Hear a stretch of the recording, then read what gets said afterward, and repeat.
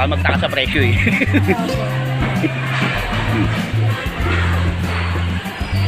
Panibagong araw at panibagong experience naman tayo mga kabahog.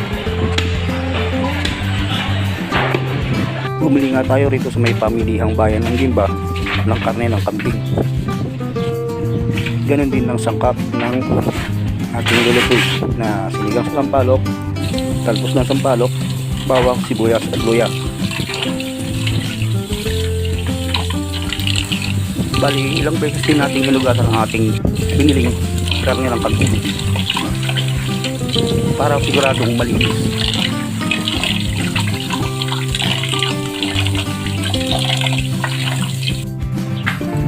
Pagkatapos ng ating hugasan, nagparingas na rin tayo rito ng uling.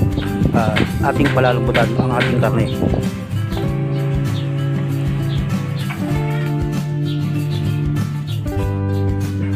Bali, naglagay na rin tayo rito ng luya para pantanggal ng anggo ng kambing. Pagkatapos nga ng ilang minuto, malambot na ang ating karne ng kambing.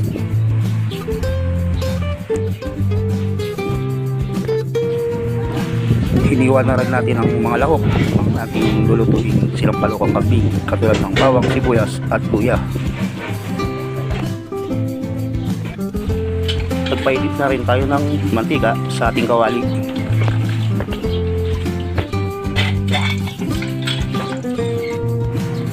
Tatlong mainit na ang ating mantika, nilagay na rin natin ang luya. Sinulod na rin natin ang bawang.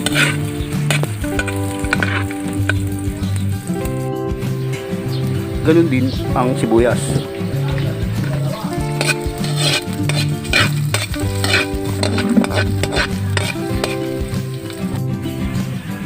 At maya-maya nga, nilagay na rin natin ang karne ng kambing para isang pagka.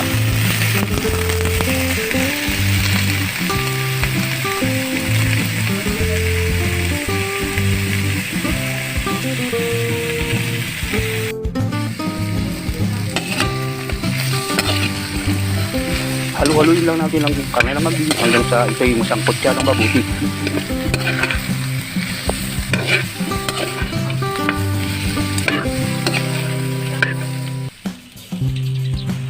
Nang masakot siya na natin mabuti ang ating karne ng kambing, ilagay na rin natin yung pinagpakuluan natin kanina. Naglagay na rin pala tayo dito ng asin, pampalasa. Sinulod na rin natin dito yung sinigang mix powder.